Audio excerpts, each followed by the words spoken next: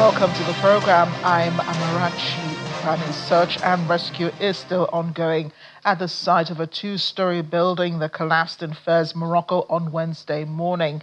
The homes housed 8 families and crumbled without warning late Tuesday night.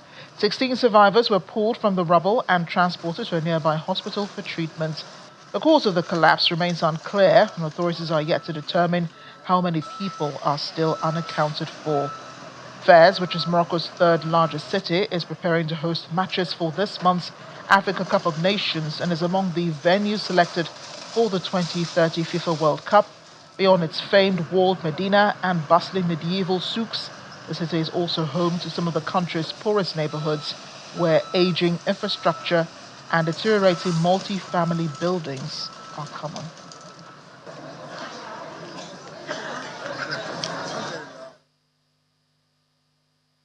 Let's come to Ghana now, which has expelled 3 Israeli citizens after accusing Israel of mistreating and wrongfully deporting several Ghanaians who arrived in Tel Aviv last week.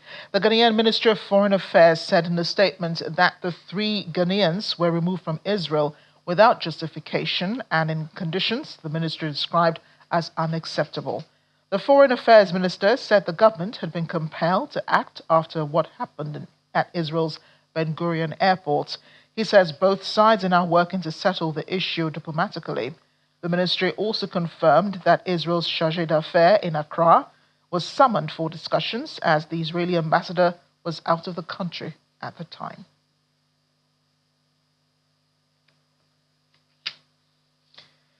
We're checking in on Benin Republic. Following Sunday's attempted coup, the government says the alleged leader of the coup plot is taking refuge in Togo.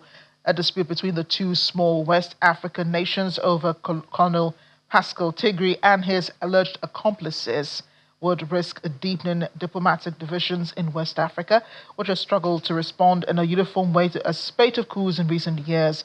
Colonel Tigri's whereabouts since the coup had previously been unknown. The Togolese Foreign Ministry is yet to respond to these accusations of hosting the coup plotter.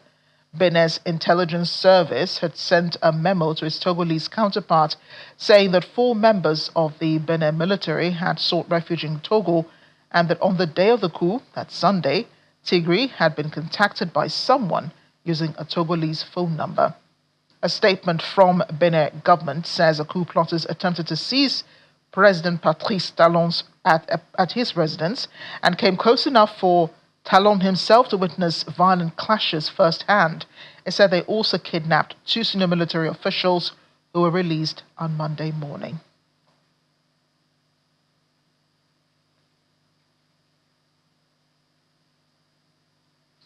Here in Nigeria, the Minister of State for Foreign Affairs, Ambassador Bianca Ojukwu, says ECOWAS must confront the stark realities facing the region as these situations not only challenge the democratic values of the community, but also threaten hard-won development gains. She was speaking at the opening ceremony of the 95th Ordinary Session of the ECOWAS Council of Ministers in Abuja, Nigeria's Federal Capital Territory.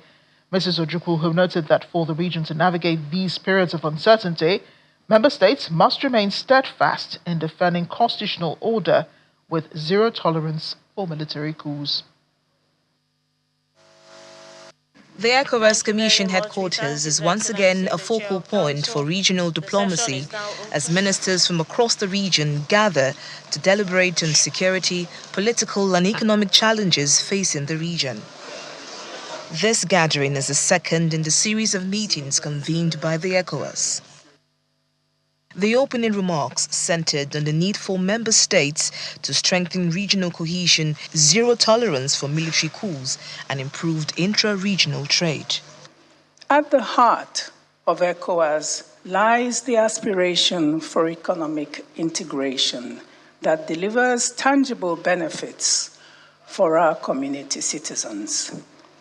It is this ideal of shared markets, interconnected infrastructure, increased mobility, and coordinated development that has inspired our founding fathers to establish the regional body and has guided our community since 1975. The current percentage of intra-regional trade lags behind that of other regions. To address this disparity, we should utilize existing mechanisms to foster greater regional economic collaboration, such as the ECOWAS Trade Liberalization Scheme, the ECOWAS Investment Code, improve transport and energy connectivity, and promote digital transformation. Consequently, we all must condemn the resurgence of coups in our region in all their forms and manifestations. As such, unconstitutional regime changes impede national development and significantly undermine our collective effort to eradicate the threat of instability across the continent. The financial status of the region was also highlighted as the Council's leadership announced the operationalization of the ECOWAS Business Council.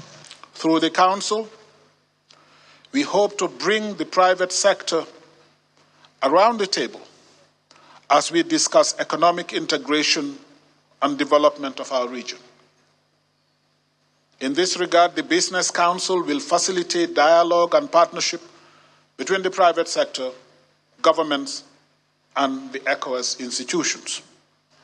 The outcome of this 95th ordinary session will guide the decisions of the West African leaders as they hope to reshape the region's security, political, and economic direction. From Abuja, Victoria Longjohn, Channels Television News. Well, let's return to one of our lead stories today. The Ghanaian government expelling 3 Israeli citizens after accusing Israeli authorities of mistreating and wrongfully deporting several Ghanaians who arrived in Tel Aviv last week. The Ghanaian Ministry of Foreign Affairs said in a statement the 3 Ghanaians were removed from Israel without justification and in conditions the ministry described as unacceptable. Ghanaian journalist Maxwell Agbagba joins us now. Maxwell, thank you for joining us on the program today. What really happened at Ben Gurion Airport with the Ghanaian nationals? Well, the Ghanaian nationals, we're told, were traveling for a conference in Israel. It's a cybersecurity conference on Sunday. But 7 of them were detained at the Ben Gurion International Airport. When they got to the airport, they were detained for several hours. We're told that they were detained for about 5 hours.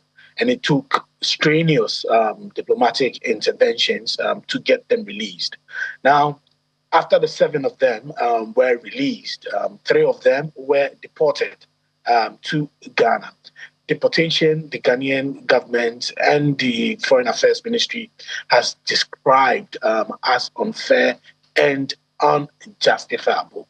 In fact, the Ghanaian government, Ministry of Foreign Affairs, goes ahead to describe the deportations as a mistreatment. That's the term that they called it, and then highly provocative.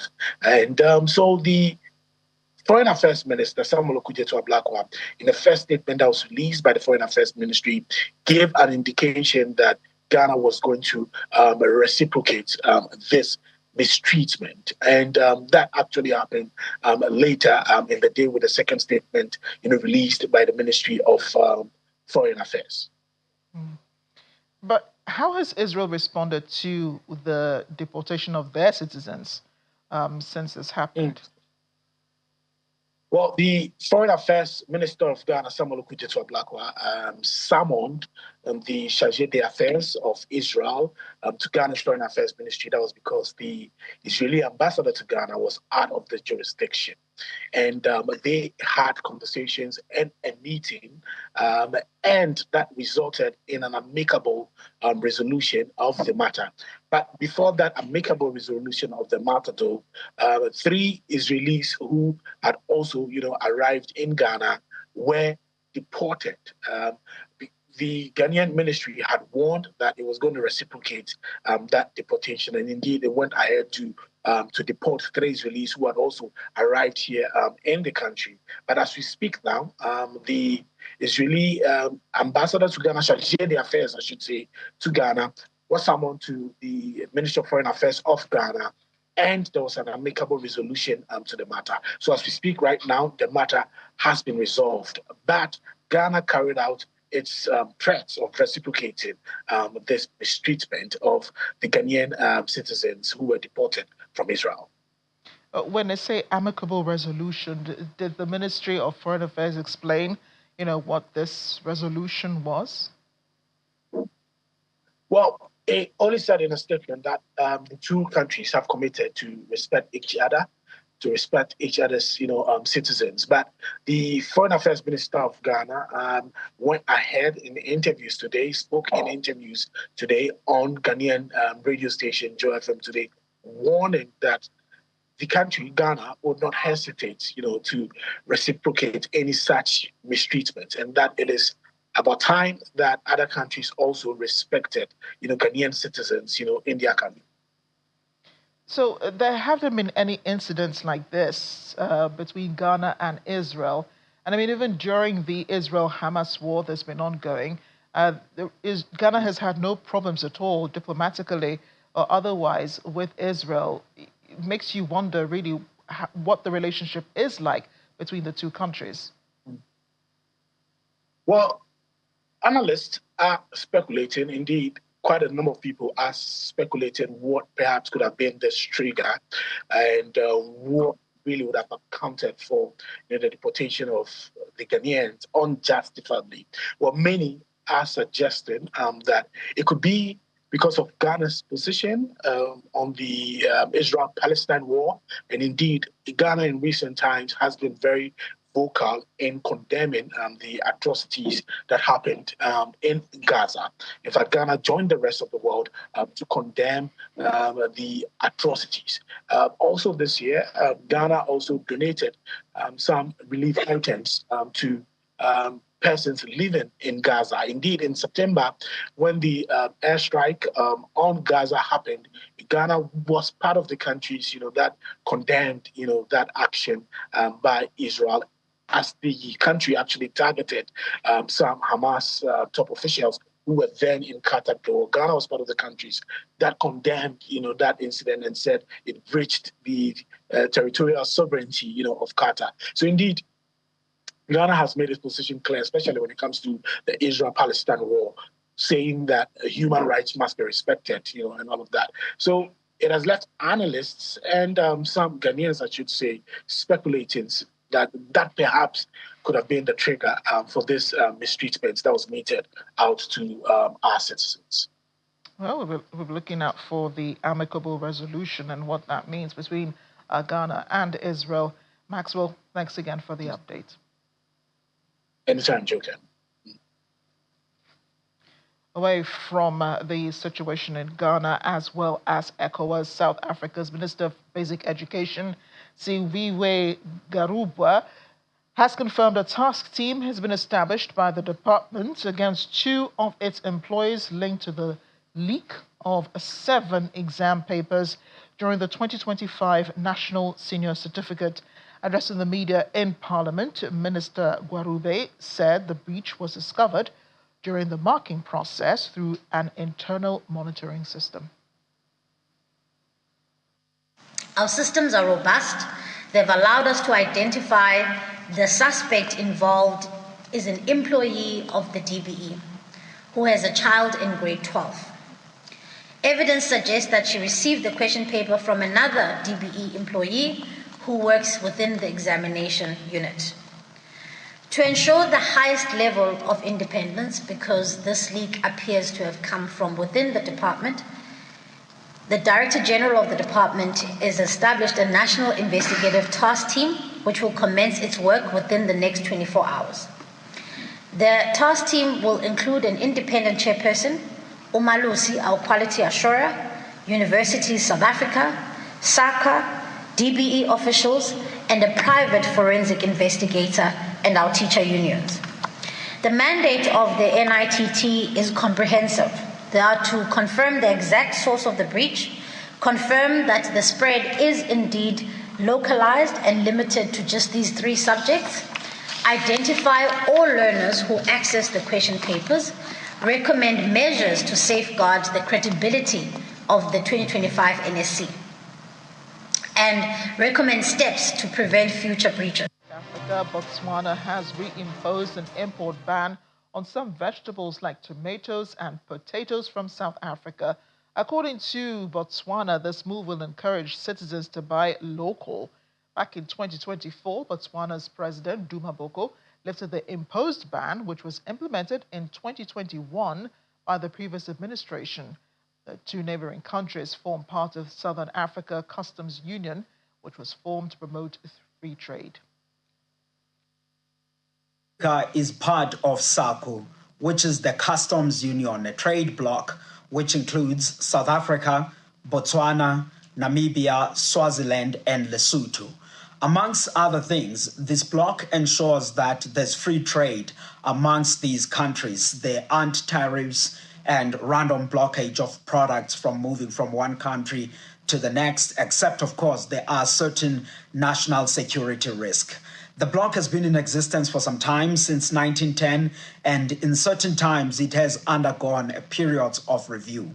But I think at the moment it does require a serious review for a number of reasons. One, because there are some countries in this bloc that continuously block South African products from being exported to those countries, particularly in agriculture.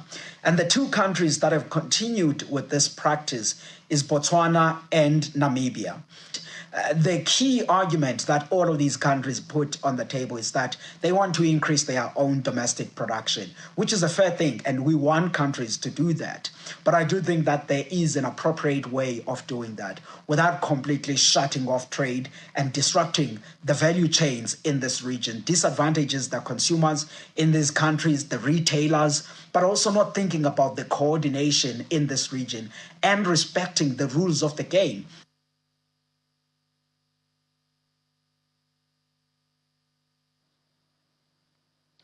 The officer for the coordination of humanitarian affairs at the UN is deeply concerned about the rapidly worsening humanitarian situation in South Kivu in the DRC since September 2nd, due to intense fighting across multiple territories. Speaking to reporters today in New York, the UN deputy spokesperson Farhan Haq said the fighting across multiple territories happen across territories include Uvira, Walungu, Mwenga, Shabundu, Kabare, Fizi, and Kalehe.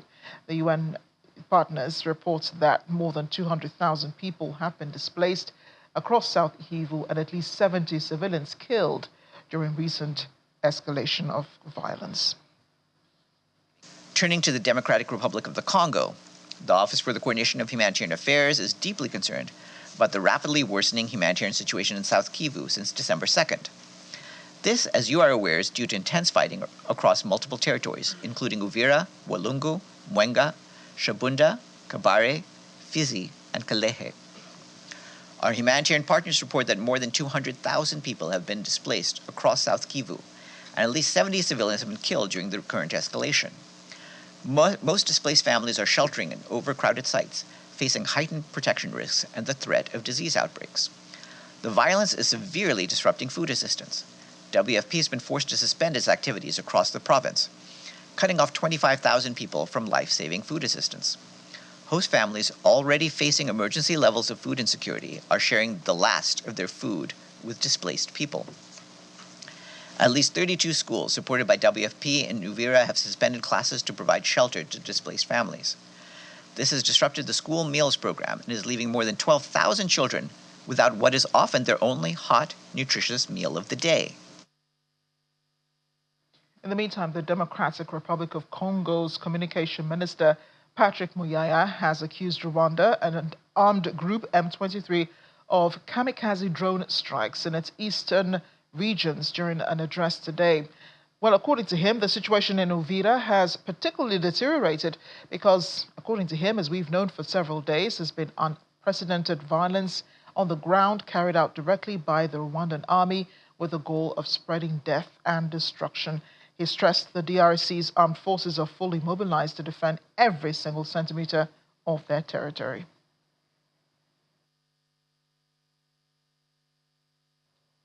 Locals on the streets of Kinshasa have shared their views on U.S. President Donald Trump's claim the leaders begged him to come and take their minerals as he worked to end the fighting in the DRC. Well, some residents did welcome any move that could stabilize the conflict-scarred East, while others warned that Washington's intentions may echo the colonial-era injustices of the past. Under the Trump-backed Washington Accords for Peace and Prosperity, the DRC and Rwanda agreed to an immediate end to hostilities in the eastern Congo and a promise not to back armed groups. And despite the agreement, M23 forces have reportedly entered Uvira after an offensive only just yesterday, the only government-held city in the mineral-rich East. Human rights lawyer and activist Femi Falana is advocating social security in the fight against terrorism to bring an end to unemployment and illiteracy. He was speaking at the Human Rights Day celebration in Abuja. December 10th of every year has been set aside to commemorate the International Human Rights Day. Different government dignitaries, lawyers, member states of the ECOWAS Court of Justice marked the celebration across the nation's capital. Because human rights abuses have become... At the Nigerian Bar Association celebration, the call for social security and not physical alone was top on the burner for discussion. The call for the equipping of the country's security operatives to tackle insecurity. We have about 20 million out-of-school children and Amajiris. 80% of them are from the northern part of the country. So while you are acquiring arms and ammunition, those young people are being recruited by terrorist organizations and bandits. So we must address both. As us, members of the bar, defenders of the Constitution, and custodians of justice, to speak when silence becomes the order of the day, to act when action becomes dreaded, and to stand firm when standing becomes lonely. At the ECOWAS Court of Justice, they call on member states, lawyers and citizens to work collectively to uphold the principles enshrined in regional and international human rights instruments. The court is concerned with the fact that ECOWAS member states have still not implemented most of its judgments. Without the effective and full enforcement of the court's judgments, the promise of human rights protection offered by the 2005 Supplementary Protocol becomes a mirage.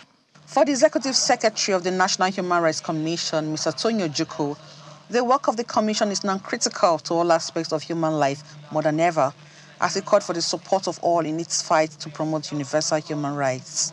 It's not rooted in protest, but in unity, not in anger, but with resolve to uphold human rights, not as spectators, but as active participants in shaping a Nigeria where every right is protected, every voice matters, and no one is left behind in the promotion and protection of human rights. The theme for this year's celebration is human rights, our everyday essentials. And according to these activists, it serves as a reminder that the rights of individuals are not abstract ideals, but necessities for all to live a dignified existence. Emanuela Ekele, Channels Television News.